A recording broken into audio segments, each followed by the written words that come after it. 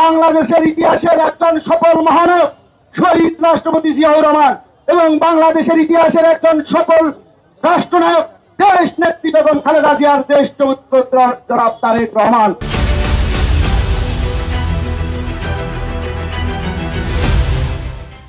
যিনি ইতিমধ্যেই গত 15.5 বছর বাংলাদেশের মাটিতে, বাংলাদেশের স্বাধীনতায়, বাংলাদেশের গণতন্ত্র যে ফ্যাসিবাদের বিষটা দ্রবিত হয়েছিল, সেই বিষটা দ্রবিত উপরে ফেলার জন্য সুদূর প্রবাসে বসেও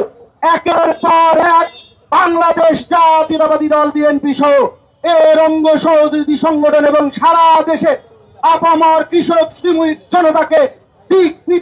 নির্দেশনা দিয়ে তিনি তার কর্মতৎপরতা দেখিয়ে ফ্যাসিস্ট হাসিনা ওয়াজেদকে 5 আগস্টের সেই সৈন্যজ্জ্বল অধ্যায় রক্ষা করেছিল, অর্জিত হয়েছিল। আপনারা জানেন 5 আগস্ট পরবর্তী সময়ে আমরা যে বাংলাদেশ স্বপ্ন দেখে, আমরা যে বাংলাদেশ বিনির্মাণের জন্য ফ্যাসিস্ট হাসিনা ওয়াজেদ সময়কে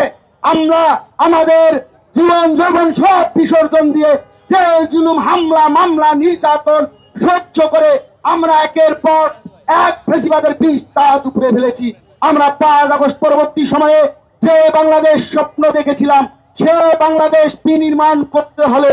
আমাদের এখানে ঢাকা বিশ্ববিদ্যালয় বাংলাদেশের সর্বোচ্চ বিদ্যাপীঠ, ঢাকা বিশ্ববিদ্যালয়ের সকল ছাত্র দলের সকল ভাই এবং বোনদের আমি আকুল ভাবে নিবেদন করব, আবেদন করব, দেশ নায়ক জনাব তারেক রহমানের 31 দফা কর্মসূচি বাস্তবায়ন করার জন্য দেশ নায়ক জনাব তারেক রহমান যেহেতু তিনি বাংলাদেশ জাতীয়তাবাদী ছাত্র দলের সাংগঠনিক অভিভাবক, তার যে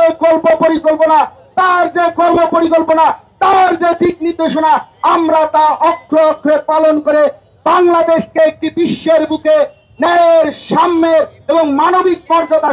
সম্পূর্ণ বাংলাদেশ হিসেবে গড়ে রাখার প্রত্যয় করে আমি আমার সংক্ষিপ্ত বক্তব্য শেষ করছি।